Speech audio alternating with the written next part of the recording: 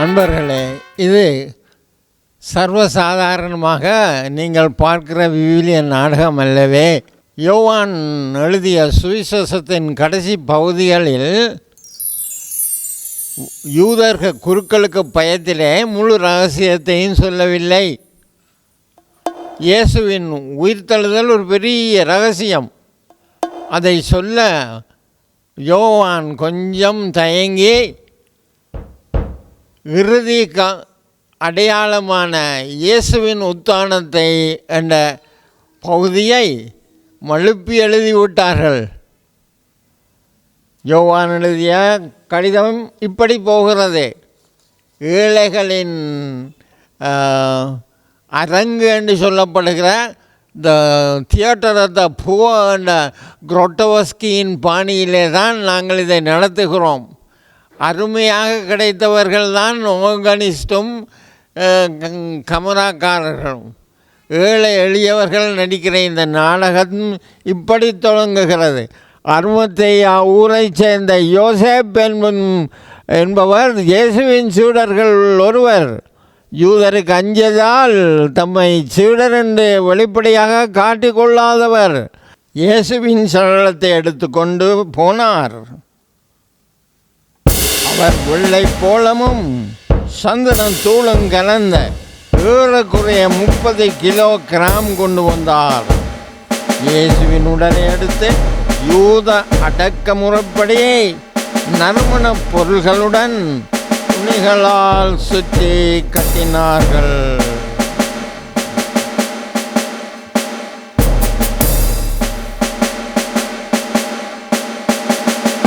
யூத அடக்க முறைப்படி என்றால் அந்த எகிப்திய அடக்க ரகசியங்களையும் கொண்டுதான் இருந்தது.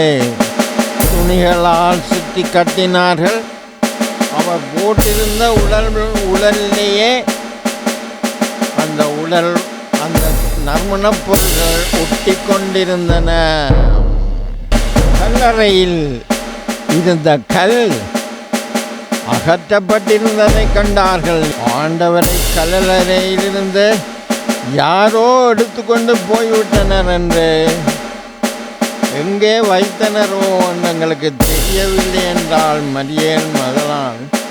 இதை கேட்ட பேதுருவும் மற்ற கட்டளைக்கு ஓடினர்.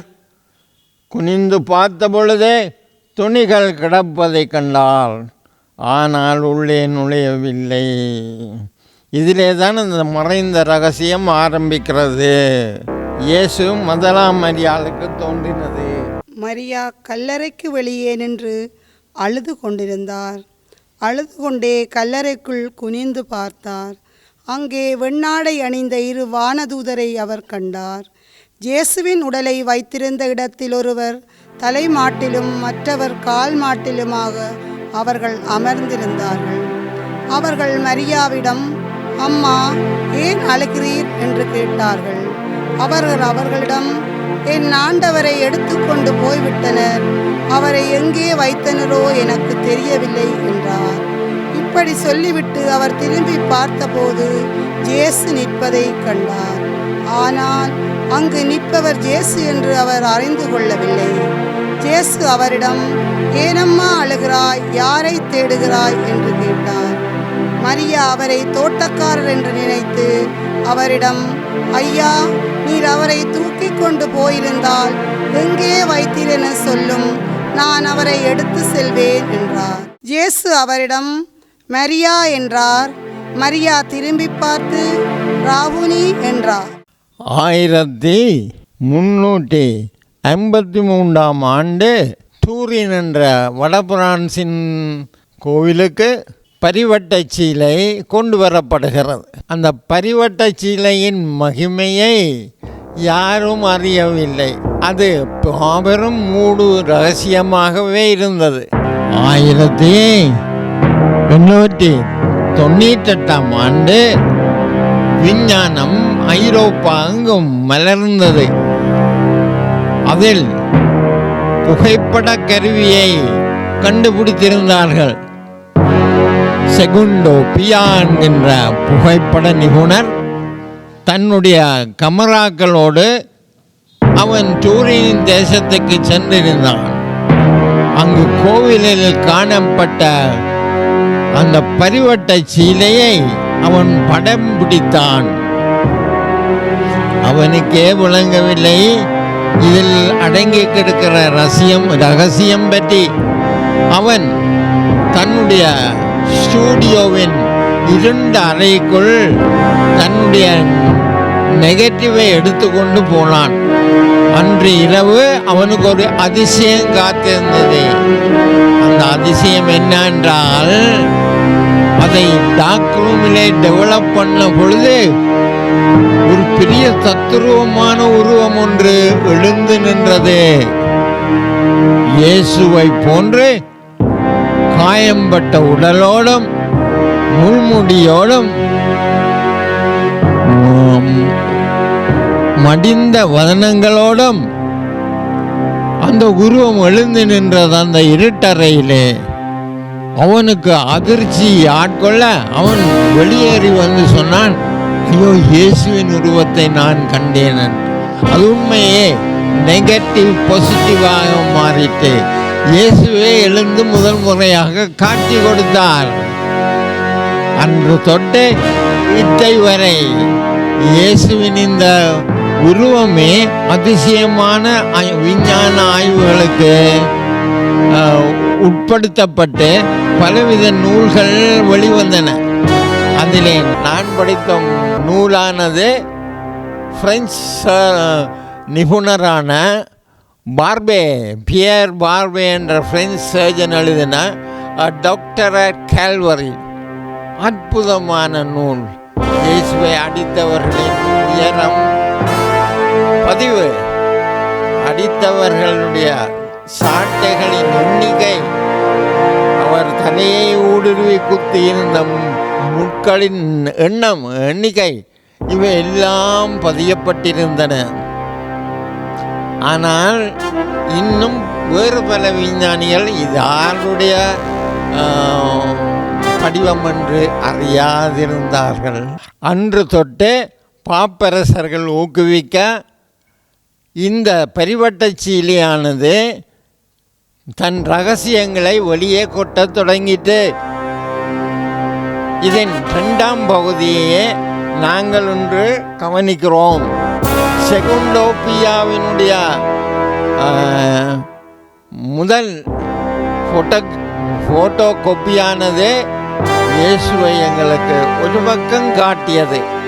2வது பக்கமானது அது 1970களுக்கு பிறகு இந்த படத்தில் இருந்த சாயலில் இடது பக்கத்து கையின் கீழ், முழங்கையின் கீழ் இருந்த இரத்த படிவுகளை பற்றியதாகவே எழுந்தது. அமெரிக்க சத்திர நிபுணரான டாக்டர் கில்பர்ட் லவ்வா 40 வருடங்களாக செய்த ஆய்வை நாங்கள் இப்போ முன்கொண்டு வருகிறோம். அந்த ஆய்வின் கட்டம் என்னென்றால், எல்லோரும் நினைத்தார்கள் இயேசுவை வளர்த்தின அந்த உருவமே பதிந்ததுண்டு. இவர் 40 வருடங்களாக ஆய்வு செய்து சொன்னார், அப்படி அல்ல, இது படுத்து கிடக்கிற ஒரு உருவம் அல்ல, எழுந்து நிற்கிற ஒரு உருவம். என்ன ஏன் எழுந்து நிற்கிறதென்றால், இயேசுவின் கடைசி துளி இரத்தம்தான் இங்கே பதிந்து கிடக்கிறது. அந்த பதிந்து கிடக்கிற கடைசி துளி இரத்தம் பிளட் ஆஃப் அட்டோன்மெண்ட் தான் சொல்வார்கள். அந்த பிளட் மார்க்ஸை எப்பொழுதும் அவர்கள் சொல்வார்கள், இது உயிர் போன கடைசி கணத்திலே விழுகிற இரத்த துளி என்று. இதை யூதர்கள் அறிந்தால் என்ன செய்வார்கள் என்று தான் யோவான் பயந்தார். அவர் உடனே அந்த ரகசியத்தை மறுத்து சொன்னார். அங்கே சீலைகள் சுருண்டு கிடப்பதை யோவானும் பாவிலும் கண்டார்கள். அதை சுருட்டி வைத்து ரகசியமாக போதித்து விட்டார்கள், மறைத்து விட்டார்கள்.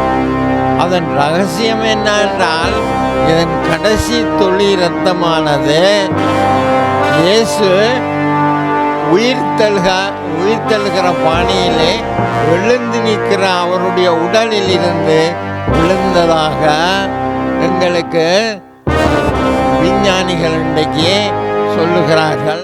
அவர் படுத்து கிடக்கிற ஒரு பதிவல்ல, பரிவட்டை சீலை. அவர் கடைசி நேரத்திலே கடைசி இரத்த துளி விழ, அதாவது நான் ஒவ்வொரு திருப்பலியிலும் ஏந்தி நிற்கிற திருப்பாத்திரத்தில் வந்து விழுகிற கடைசி துளி இரத்தம் அங்கு பதிவு செய்யப்பட்டிருக்கிறது. இது பிரெஞ்சு புரட்சியின் பொழுது காடுகளில் ஒளித்திருந்த குருக்கள் பாவித்த பூசை பாத்திரம். அப்ப ஆண்டவருடைய கடைசி பதிவு இரத்தம், எங்கள் அன்புக்காக அவர் சிந்திய இரத்தம் இந்த துகில் சீரையிலே பதியப்பட்டிருக்கிறது. இந்த கடைசி இரத்தம் அதை அவர்கள் சொல்வார்கள், அதை சும்மா இரத்தம் அல்ல, அது பிளட் ஆஃப் அட்டோன்மெண்ட். இந்த கடைசி துளி மட்டும் அவர் சிந்தினார் எங்களுக்காக. அதன் ஊடாகவே நாங்கள் ஈடேற்றம் அடைந்தோம். அதனாலே தான் எங்கள் பாவம் கழுவி ஊரங்கட்டப்பட்டது.